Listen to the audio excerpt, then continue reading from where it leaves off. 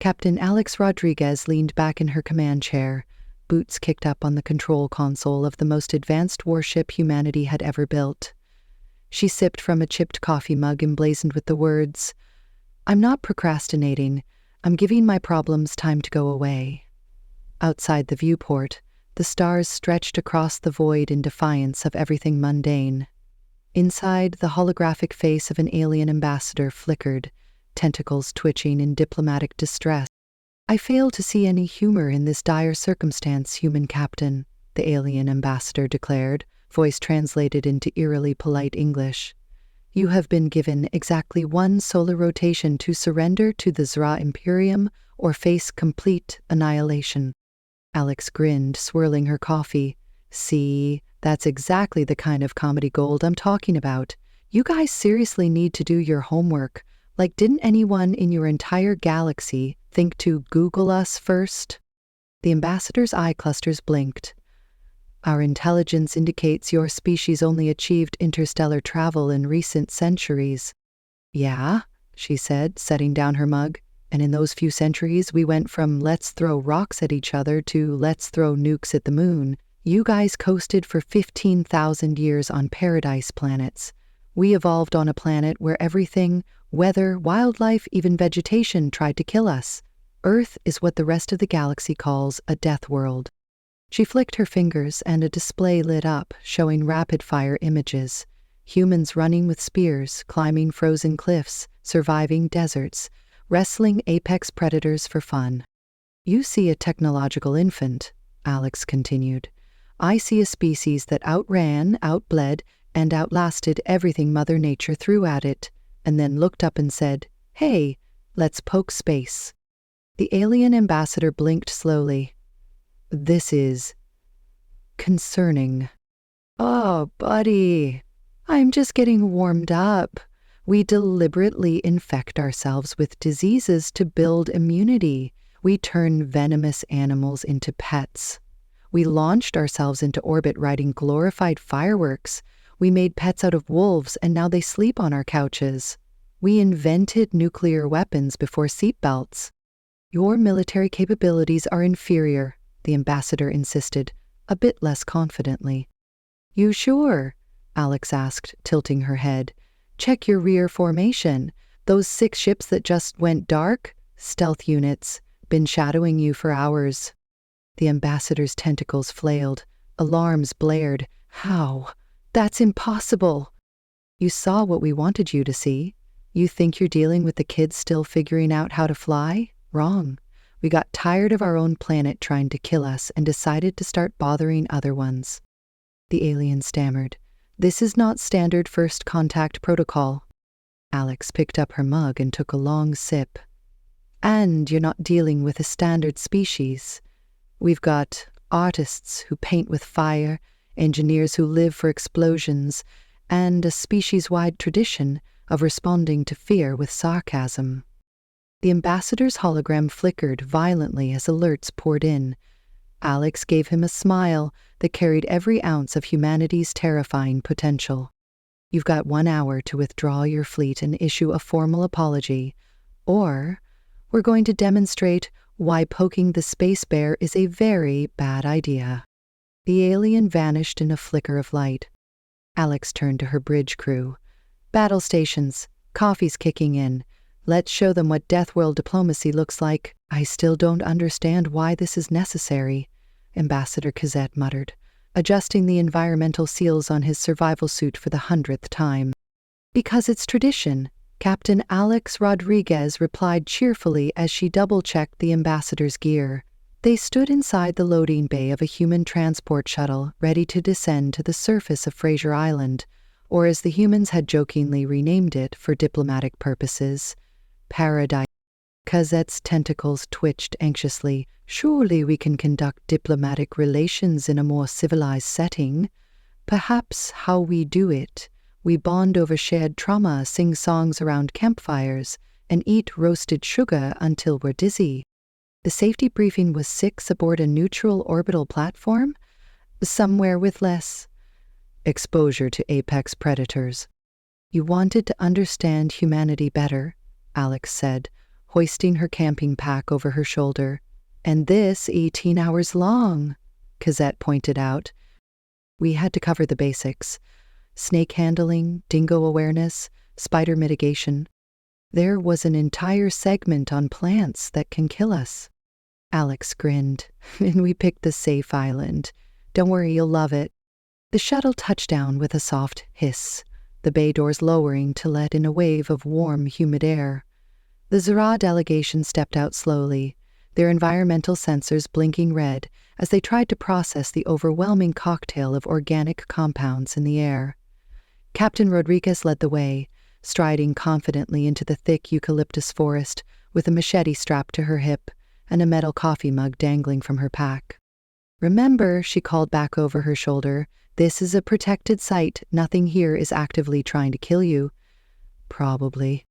They hiked for hours, crossing sand dunes, navigating dense rainforest trails, and sidestepping suspiciously aggressive ants. The humans chatted amiably about everything from childhood camping trips to that one time someone accidentally grilled a snake instead of a sausage. Meanwhile, the Zua took notes, scanned every bush, and occasionally yelped when startled by rustling leaves or bird calls. By the time they reached the campsite, Cosette looked like he'd aged a decade. "Your species finds this relaxing?" Alex patted him on the back.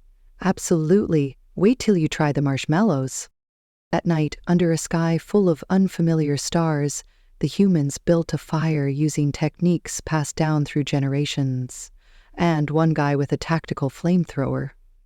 Alex sat beside Cosette, toasting marshmallows with methodical precision.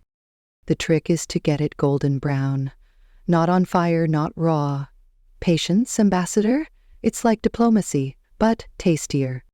Cosette watched, suspiciously poking a marshmallow with a data probe. "Why do they expand like that? Are they alive?" Alex laughed. "Only metaphorically. They're made of sugar, gelatin, and joy." Eventually, Cosette tried one, then another, then 3. By the 5th, he had started to understand the human fascination with toasted fluff. As ghost stories began around the fire, ranging from tales of haunted tents to the time someone's uncle got chased by a kangaroo with a grudge, the ambassador found himself unexpectedly relaxed. Later, as the humans settled into their tents and the night sounds of the bush took over, Cosette made a note in his diplomatic journal. "Humans are deeply confusing. They embrace environments filled with lethal threats, call it leisure, and somehow manage to make it feel welcoming. Their bonding rituals involve potential allergic reactions, open flames, and high sugar intake. I am terrified. I am fascinated. Also, I am out of marshmallows." In her own tent, Captain Rodriguez jotted a quick log entry on a waterproof notepad. "Cultural exchange proceeding better than expected. Aliens responded well to marshmallows. Only 3 minor panic attacks today. New record. Tomorrow, swimming. We'll hold off on mentioning the sharks." 3 months after the infamous Australian camping expedition, Captain Alex Rodriguez found herself standing in the grand hall of the Zextra High Council, trying very hard not to laugh at the surreal scene unfolding before her.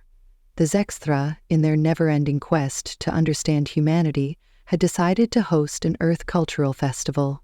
What resulted could only be described as a fever dream of human activity interpreted through an alien lens.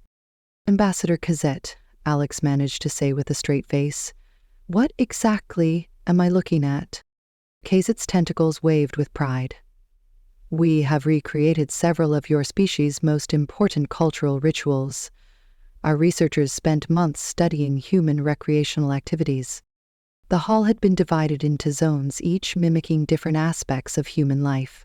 One corner featured Zextra attempting to play basketball while wearing bulky environmental suits, which made the concept of dribbling more interpretive than functional. Another area was styled as a coffee shop with a menu listing beverages like Liquid Consciousness Enhancer and Sweet Cream Brain Accelerant. Alex pointed to a karaoke station, where a group of Zextra were rhythmically clicking their way through an alien rendition of Sweet Home Alabama. "You know what? That's actually not the worst cover I've heard." The centerpiece, however, was the Zextra Human Survival Challenge course. "Walk me through this," Alex said, gesturing at an elaborate obstacle course. Kazit beamed. "Participants must cross a simulated urban environment while avoiding wheel transport devices. Crossing the street," Alex translated. "Then survive an encounter with juvenile humans." Playground, got it. Next, they consume unpredictable food substances, eating a sandwich, and finally engage in voluntary rhythmic movement near other beings. A dance floor. You turned a day on Earth into an obstacle course. Precisely, we call it Live Like a Human If You Dare. Medical staff are on standby. The promotional hologram behind them read, "Warning, participants engage in Earth normal activities at their own risk. No refunds for psychological trauma." Alex had to sit down. This might be the most accurate representation of humanity I've ever seen. Nearby, Zextra carefully attempted to eat ice cream and pizza with biosafe utensils while scanning for danger. In another zone, alien children tentatively poked plush toy versions of cats and dogs, staring in awe. "By the way," Cosette said casually, "we'd like to host humans at our own cultural festival next year. We're preparing methane geysers and electromagnetic storm simulators." Alex raised a hand. "Let's discuss Earth environmental limitations again. Don't worry, we've designed protective suits, mostly safe, acceptable risk parameters. Also, our waiver forms are only 60 pages long." Alex chuckled. "Let me talk to command." As a Zextra bravely attempted a jalapeno popper, Alex reflected on how far they had come since that first tense encounter. Sure, the Zextra thought everything humans did was high-risk insanity, but they were trying to understand. And maybe, just maybe, maintaining a galactic reputation as extreme sport-loving deathworlders wasn't such a bad thing after all. Later that evening, the Zextra High Council received an urgent message from their Earth observation team. "Urgent update. Humans engage in a ritual called Black Friday shopping. Preliminary analysis suggests this is a form of resource combat involving discounted goods. Recommendation: do not observe directly. Focus research on less terrifying human activities, like petting apex predators. Final note: they surf on frozen water. How does that even work?" The memo had been clear. Admiral Marcus Thompson read it 3 times, hoping some hidden nuance might change its meaning. It did not. "You want me to what?" he finally asked, staring across the desk at Captain Alex Rodriguez, who stood at attention with a smile that could cut titanium. "The Zextra have formally invited us to participate in their annual cultural festival," Alex repeated, maintaining the rigid posture of professionalism despite the gleam of mischief in her eyes. "As the officer with the most experience in Zextra relations, I'll be leading the human delegation." Thompson looked down at the attached itinerary, which included events with names like Light Acid Rain Celebration, Electromagnetic Storm Meditation, and, disturbingly, Crystalline Maze of Reflexive Resonance. He sighed, the deep, exhausted sigh of a man whose retirement paperwork was just a few unfortunate disasters too far away. "You do realize this is a diplomatic disaster waiting to happen," he muttered. Alex's grin grew half a shade wider. "Sir, they want to understand us better. Cultural exchange and all that. You're using this as payback for the camping trip in Australia, aren't you?" "I would never, sir. Purely diplomatic." Zextra Prime did not welcome its guests with a gentle breeze or scenic skylines. No, it greeted them with a sulfur-laced breeze, an ominous purple sky split by green lightning, and gravitational fluctuations that made walking feel like a roller coaster ride through a swamp. "Welcome to Zextra Prime." Ambassador Kazetik's tentacles twitched with what humans had finally decoded as excitement. "We've adjusted the dome's atmosphere to be only mildly corrosive and have reduced gravity to 1.3 Earth standard." Thompson's voice crackled over the comms. How considerate. The human delegation shuffled out of the shuttle like astronauts on a psychedelic acid trip. Their environmental suits glowed with protective overlays. Dr. Patel, the ever-enthusiastic xenobiologist, was already trying to lick the air through her helmet. She'd insisted it was for science. Alex took it all in with a practiced sweep of her gaze. Floating crystalline islands drifted overhead like lazy zeppelins. Pools of neon blue liquid bubbled ominously. The ground glowed faintly. Probably harmless. Hopefully. "What's first?" she asked, watching one of the Zextra crew nearly vaporize a datapad by placing it on the wrong rock. "We thought we'd begin with a traditional youth recreation activity," Kazatek said cheerfully, leading them to a field that looked like someone had let a child design a hazard course using radioactive gemstones and lava lamps. "The crystal maze," he said proudly. "Participants must collect resonance spheres while avoiding unstable energy pulses and acidic ponds." Admiral Thompson was already striding forward. "What's the record time?" he called out. Alex blinked. "Sir?" "We're here for diplomacy, right? Might as well win." The following hours descended into organized madness. Human scientists quickly hacked the resonance patterns of the crystals.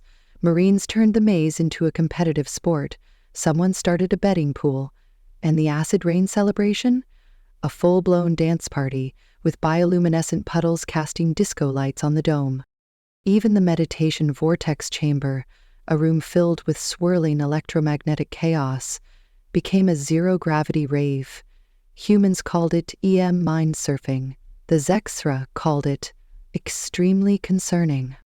Kazetic approached Alex as two of her engineers attempted to boil noodles inside their suits, using ambient thermal currents. "Captain," he said slowly, "these activities are meant to challenge our physical and mental limits. They are not supposed to be fun." Alex shrugged, still breathless from the enhanced gravity volleyball match. "We can't help it. Give us a death trap and we'll build a skate park." "But you're supposed to be cautious, fearful." "Oh, we are, deep down, but also curious. That's what makes us human." Suddenly, someone screamed over the comms, "Hey, can we surf the liquid crystal lake?" Kazatik turned an alarming shade of orange. "What is surfing?" "Ask me again, after we invent liquid crystal waveboards." Alex muttered with a smirk. By the end of the festival, the Zextra Safety Committee had gone through 3 collective nervous breakdowns and were reportedly requesting hazard pay and trauma counseling. Meanwhile, the human delegation submitted glowing reviews.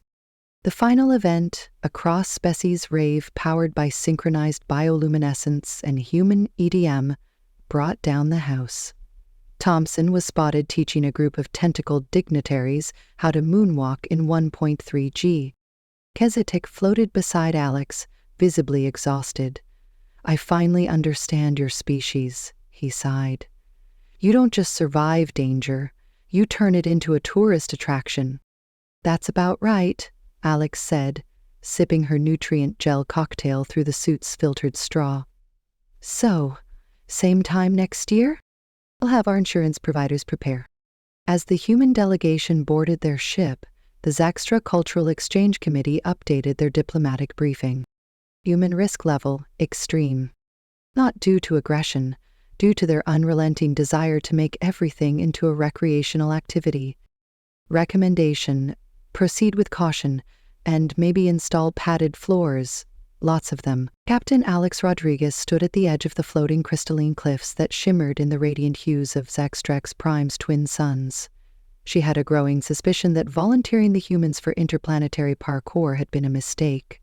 Granted, it hadn't been her idea, but someone on the physics team had looked at the anti-gravity anomalies around the floating crystal islands and said the 3 most dangerous words in the human language. We could jump that. Now, Alex watched with a blend of admiration and horror as Lieutenant Harris leapt across a gap between 2 floating formations. He somersaulted mid-air, twisted his body through a narrow energy loop that shimmered like liquid sapphire, and stuck the landing with the triumphant arrogance of someone who'd absolutely ignored a risk assessment briefing. That was impressive, Ambassador Cassett muttered beside her. 4 tentacles clutched over where his equivalent of a heart probably resided. You should have seen him during shore leave on Io, Alex said, shielding her eyes as Harris waved dramatically to the roaring crowd below. Built a bungee jump off a mining rig using leftover elastic seals and a winch. Broke 3 ribs. Still swears it was worth it. The Zextra Council had not anticipated the enthusiasm with which humans would embrace their X Games challenge.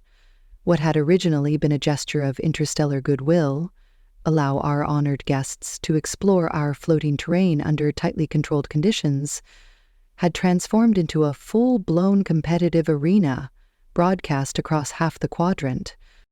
Next up, the announcer bellowed through multi-frequent speakers, his voice echoing in multiple languages. Team Earth will attempt the triple spiral climb against the gravitational pulse timers. Dr. Patel adjusted her modified exo-climbing suit, which looked like someone had crossbred a climbing harness with a neon-lit octopus. If I don't come back, make sure my cat gets fed, she muttered to Alex as she prepared to climb. You don't even have a cat. I was thinking of adopting one if I survived this. As Patel began her ascent, magnetic gauntlets activating rhythmically against the humming crystal surface, Cosette let out a sound that could only be described as an exasperated wheeze.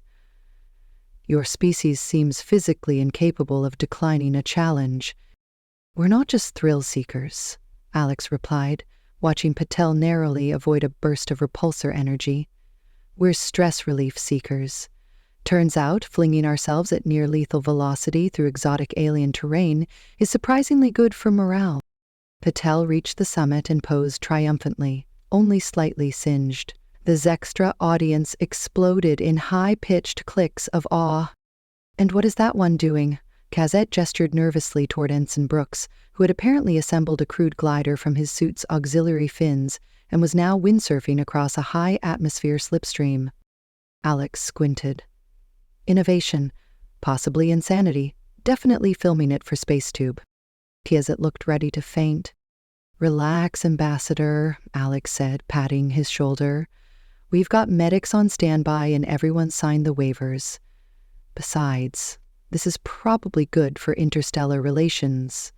Nothing says we come in peace, like aerial acrobatics over semi-lethal lava fields. By the time the event wrapped up, the Zextra cultural minister had added 3 new pages to their interspecies diplomacy protocols, mostly regarding insurance, and Alex had a full inbox of sponsorship requests from alien energy drink companies. Well, she said as she sat with Cosette under the simulated starlight dome, we may not have solved galactic peace yet, but we've definitely introduced the galaxy to human weekend hobbies. Cosette looked like he was trying to process an existential crisis. Your species turns terror into tradition. And we'll sell T-shirts with that slogan, Alex smirked, raising her canteen. To Earth, the galaxy's premier adrenaline junkies. The aftermath of the cultural festival left the Zexta in awe of humanity's adaptability. But just when the Zexta thought they'd seen the peak of Earthling madness, Captain Alex Rodriguez proposed something that made their threat assessment committee collectively faint. An intergalactic parkour competition. We have these floating crystal islands, Alex had explained with the enthusiasm of a child at a candy store, and you've got variable gravity zones, perfect for an extreme sport course. The planning began almost immediately. Teams from various galactic species signed up, some out of curiosity, some out of misplaced confidence, and others simply to witness what sort of chaos humans would inflict upon themselves. The event was to be held in the atmospheric dome on Zextrex Prime, repurposed into what could only be described as a space-themed nightmare obstacle course. Floating platforms oscillated in midair, refracting light into a kaleidoscope of dangerous beauty. Gravity pulses tugged and twisted unpredictably, designed to disorient even the most seasoned athlete. Add in blinding flashes from plasma geysers, and you had what the humans affectionately dubbed the parkour gauntlet of doom. Alex stood at the start line, wearing a sleek pressure suit adorned with a logo of the Earth team. A grinning sloth in mid-leap above the phrase, "We do dumb things fast." Her second-in-command, Lieutenant Renee Tran, adjusted her gloves and muttered, "You do realize this is insane, right?" "Renee, insanity is just adrenaline with better PR," Alex replied with a wink. The announcer, a Zexthra commentator known for covering meteor showers and high-speed asteroid rallies, boomed over the comms. "Welcome to the first-ever Galactic Parkour Games. Our competitors today represent 26 species, but only one has practiced this sport on rooftops while being chased by law enforcement." Alex saluted the camera. "Thanks for the shout-out to Earth's youth." When the starting pulse sounded, chaos erupted. The first few Zextra competitors took cautious leaps, analyzing gravitational shifts with precision. The humans? They sprinted headlong into the course like caffeinated lemurs. Alex vaulted off a spinning platform, flipped mid-air through a gravity wave, and landed rolling on a floating shard of crystal, narrowly missing an erupting plasma flare. Renee followed close behind, tossing a joke over her shoulder. "Do you think the Zexthra realize we trained for this by playing video games and climbing abandoned buildings?" "Let's keep that between us," Alex called back. One of the more gelatinous species attempted a controlled bounce between platforms, but got caught in a gravitational eddy and launched into a glowing moss wall. It squeaked in delight, declaring, "Unexpected amusement acquired." Spectators from across the galaxy gasped, cheered, or, in some cases, tried to update their insurance policies mid-broadcast. The final challenge of the course was a vertical climb along a spinning tower, coated in condensation and fluctuating magnetism. It was borderline impossible, which is precisely why. Alex grinned like a lunatic. "Race you," she whispered to Renee. Halfway up, a pulse of zero-G flung Alex sideways. She twisted mid-air, grabbed a protruding anchor, and used her momentum to swing across to the finish platform. The crowd erupted. After every participant either finished, forfeited, or got gently pried off the ceiling, the Zextra declared the competition a resounding success. Though, to be fair, the phrase they used was unprecedented survival achievement through reckless euphoria. As the Earth team posed for pictures, Alex looked around at the smiling and occasionally twitching faces of their competitors. "You know," she said, sipping rehydrated coffee from a trophy-shaped mug, "if we keep this up, we're going to end up hosting the next games." Renee snorted, "Better start training the next batch of maniacs." The Zexthra High Council later reviewed the footage in stunned silence. One counselor finally croaked, "They are absolutely deranged." "Yes," another murmured, "and we must never, ever let them find out about our anti-gravity lava surfing tradition." By the 7th day of the Zexthra Cultural Festival, Captain Alex Rodriguez had become something of a legend among the Zexthra and other attending alien species. Not for her diplomacy, not even for her daring feats in the acid rain rave or the crystalline gravity maze. No, she was legendary because she had accidentally introduced the concept of extreme leisure to a civilization that thought fun and fatal were synonyms. The latest development? Human camping had turned into a galactic spectator sport. "Captain Rodriguez," Ambassador Cazette chirped nervously as he floated beside her, an energy paracel strapped to his back, his tentacles trying to fasten his helmet. "Are you certain this next demonstration is recreational?"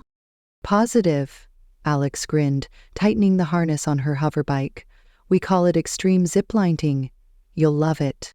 Below them stretched a vast canyon filled with shimmering mist and glowing mineral vents. The Zexthra called it the Maw of Endless Regret. Humans called it perfect Instagram material. As the line released and Alex soared off the cliff edge, laughter echoed through the alien grandstands erected just for this event. She twisted midair, gave a dramatic salute to the crowd, and disappeared into the mist. Cazette followed moments later, his scream echoing louder than any sonic boom. Upon landing, Alex was swarmed by cheering human volunteers and nervously applauding aliens. "That was deeply unpleasant," Cazette panted, trying to regain dignity. "And yet, Oddly thrilling. Now you're getting it, Alex beamed. That's the human way. Back at the Central Pavilion, alien researchers scrambled to update their studies. Holographic charts showed rising heart rates, adrenaline surges, and new entries in the Zextra Encyclopedia of Human Absurdity. Page 287. Humans voluntarily plummet toward sharp rocks while screaming YOLO. Page 288. See also cliff diving, skydiving, and trust falls. Page 289. Trust is not a material substitute for safety harnesses. The final challenge of the day was something Alex only referred to as Capture the Flag Galactic Edition.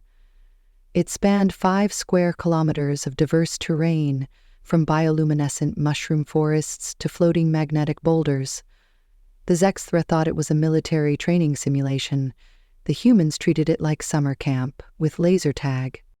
"You mean," one analyst whispered in horror, watching humans cartwheel through the glowing underbrush, "they do this for fun?" Ambassador Cazette, still shaking from his aerial adventure, nodded solemnly. "Worse, they bond over it. This is how they form lifelong friendships, through mutual peril." By the end of the day, the Zextra Council officially classified human recreation as a Level 9 hazard, not due to the environment, but due to the psychological compulsion humans had to challenge their own survival. Back aboard her ship, Alex kicked back with a fizzy drink and grinned at the day's report. "So," her second-in-command asked, "think they're ready for human winter sports next year?" Alex laughed. "Only if we want to see an entire species cry over ski lifts." The Galactic Sportsmanship Initiative had been intended as a light-hearted interstellar event, a show of camaraderie and friendly competition between species from across the cosmos. What these Zextra hadn't accounted for, however, was humanity's unique ability to turn even the friendliest games into displays of terrifying creativity and unrelenting enthusiasm. Captain Alex Rodriguez stood at the edge of the floating crystalline coliseum, hands on her hips, as she surveyed the chaos unfolding below. The event was meant to be a relay race across shifting gravity bridges suspended over a glowing plasma field. The Zextra had designed it as a moderate challenge, meant to test coordination and grace. The humans naturally had interpreted it as an opportunity to invent a new sport combining parkour, zero-gravity gymnastics, and fire juggling. One Marine was mid-somersault while tossing a blazing baton between teammates. Another had added a dramatic backflip just because, while shouting, "This is for the YouTube highlight reel." "Remind me," muttered Ambassador Cazette, standing nervously beside her in his protective exosuit. "How did this become part of the diplomatic program again?" "Technically," Alex replied, shielding her eyes against a flare of acrobatic brilliance, "this was your council's idea, something about fostering mutual respect through competitive activity." A loud whoop echoed from the track as one of the human engineers used a sonic blast to launch their teammate across a particularly unstable segment of the bridge. The Zextra observers gasped in unison. "They're going to die," Cazette hissed. "Nah," Alex said cheerfully. "Private Jenkins practices free-fall acrobatics on the weekends. Plus, we calculated the trajectory last night." The ambassador's tentacles fluttered nervously. "You rehearsed this?" "Well, we tried, but Jenkins kept adding flourishes, for style points." The scene wasn't much calmer off the course. On the sidelines, alien spectators watched in a mixture of awe and horror. The Zextra emergency medical team stood on standby, scanning the humans with every biosensor available. One of the humans had organized an impromptu concession stand, handing out Earth-style snacks to confused alien athletes. Ambassador Cazette nearly choked on his first bite of a jalapeno popper. "Well, is it spicy?" "Cultural experience," Alex grinned. Another round of applause erupted as the human team completed their lap, followed by a round of synchronized dancing to celebrate. The other species looked unsure whether to cheer or flee. They don't seem to understand the risk, Cosette whispered. Alex turned to him, expression softening. We do understand the risks. That's kind of the point. We just have a different relationship with them. As if on cue, the human team captain, a wiry woman named Sergeant Voss, raised her fist and shouted, "Let's take this to the finals. Who's ready for cosmic dodgeball?" The Zextra visibly recoiled. By the end of the day, 4 humans had earned interstellar records. 2 had invented entirely new sports, which now needed to be officially named, and a Zextra medic had begun filing paperwork for psychological compensation. Alex filed her after-action report with a smirk. Mission summary. Earth delegation participated in galactic games. No fatalities. Mild trauma among observers. Humans deemed inspiring and/or alarming. Recommend inclusion in next year's extreme diplomacy circuit. Captain Alex Rodriguez stood on the edge of a crystalline cliff, her boots inches from a glowing chasm that shimmered with electromagnetic energy. Below her, the Zextra homeworld stretched in a kaleidoscope of alien physics, floating islands of jagged crystal, geysers of radiant plasma, and gravity wells that twisted perception like funhouse mirrors. In the distance, a cheering crowd of Zextra spectators buzzed with excitement, many watching through bioholographic viewers while wearing protective gear that resembled inflated jellyfish suits. "You know," Alex said, adjusting the strap of her zero-G harness, "this wasn't exactly what I pictured when they said diplomatic reception." Ambassador Cosette floated beside her in his levitation field, twitching nervously. "Captain, I assure you this is one of our most sacred cultural bonding rituals. The Crystal Leap is an honored tradition among our youth. It symbolizes adaptability, courage, and creative problem-solving." "Ah, so it's the alien version of Space Ninja Warrior, got it." Kazit blinked, all 4 of his eyes. "Possibly."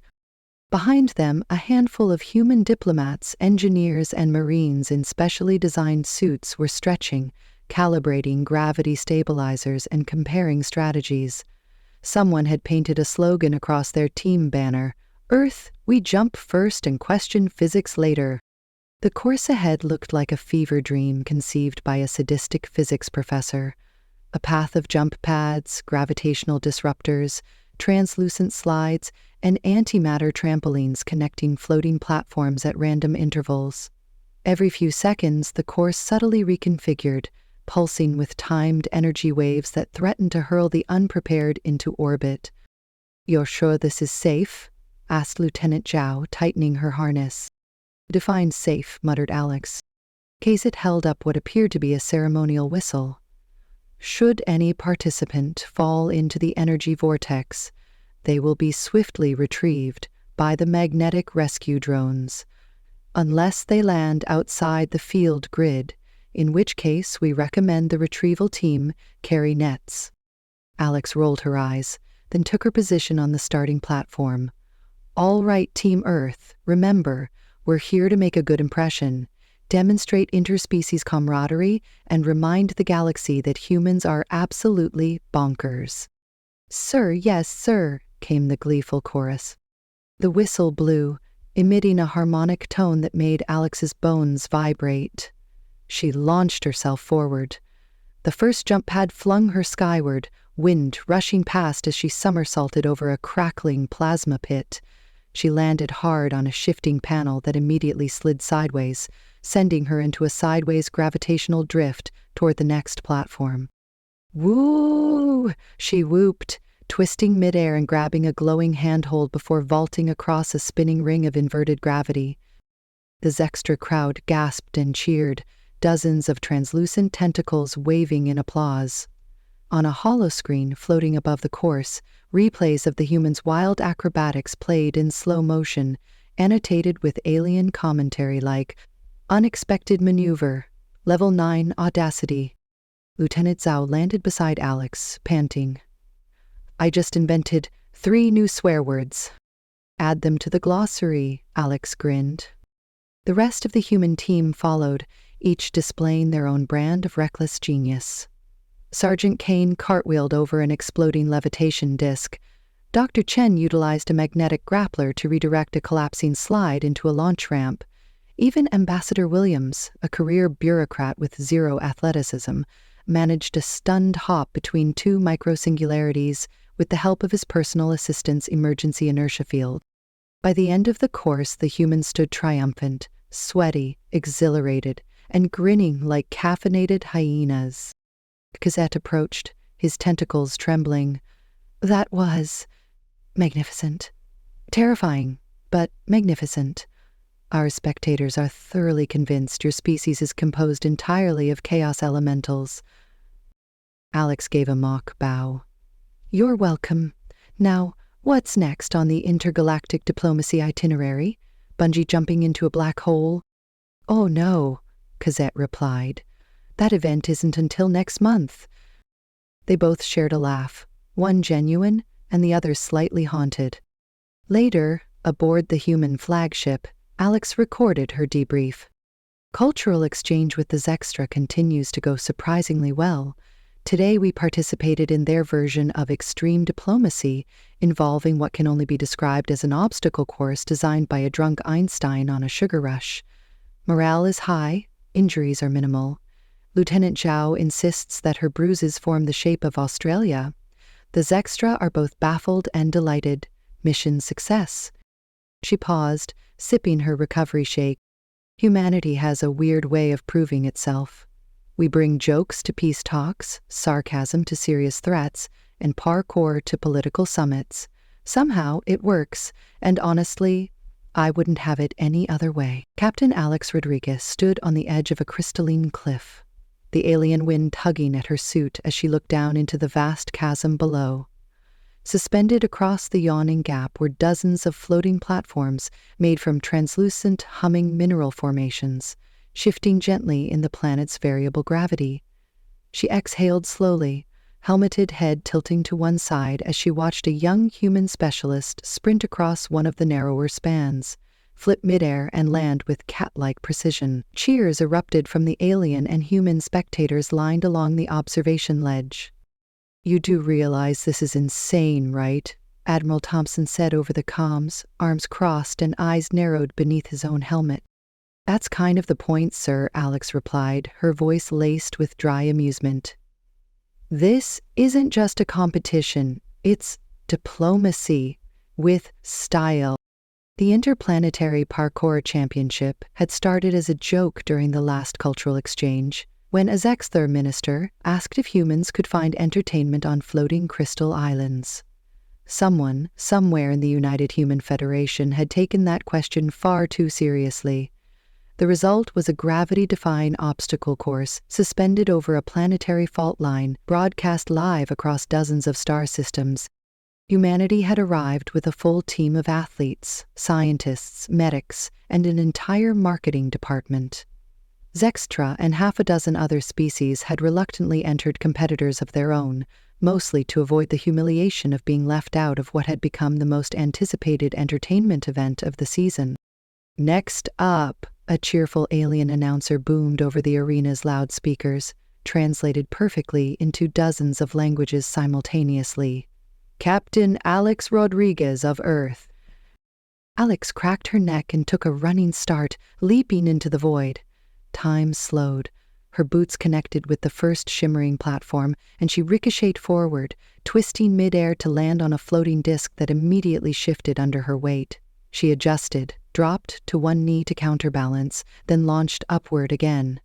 The course was a ridiculous mix of jumps, vertical climbs, zero-G drops, and sudden gravity reversals. Somewhere around the fourth leap, she realized she was laughing. Below her, one of the Zexthra competitors slipped and flailed, saved only by a safety drone that caught them mid-fall. A commentator from the Krell Confederacy let out a startled chitter, declaring Alex's move recklessly elegant. 10 minutes later, she landed with a thud back on solid ground, panting but triumphant. The crowd, alien and human alike, erupted into applause. That was both horrifying and majestic, Admiral Thompson muttered, clapping slowly. And now every diplomat in the galaxy is going to expect their ambassadors to know how to do parkour. Welcome to the new age of diplomacy, sir, Alex grinned. We lead with culture and occasionally somersaults. Later that night, under the bioluminescent glow of the Zextra moons, Captain Rodriguez found herself standing on a podium made of crystalline vines, a gold-tinted medallion in her hand. Around her, representatives of 10 different species clapped, buzzed, clicked, or glowed in applause. The Interplanetary Council's head ambassador presented the award. Today, the ambassador said solemnly, we witness not just agility and athleticism, but a celebration of unity through controlled chaos. Humanity has once again redefined interstellar diplomacy. Alex leaned toward the mic. Thank you. We'll be here all week. Try the marshmallows? The crowd roared with laughter. Somewhere in the stars, a new Holo series began production. Extreme Diplomacy, Earth Edition. And just like that, humanity had found yet another unexpected role in the galaxy. Not conquerors, not diplomats, but the uncontested champions of making the impossible entertaining.